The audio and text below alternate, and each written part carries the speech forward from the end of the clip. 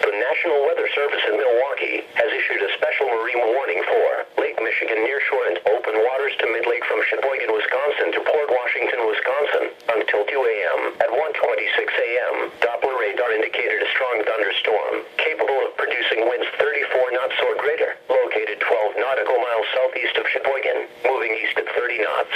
The strong thunderstorm will remain over mainly open waters. Mariners can expect gusty winds, high waves, dangerous lightning, and heavy rains. Boaters should seek safe harbor immediately.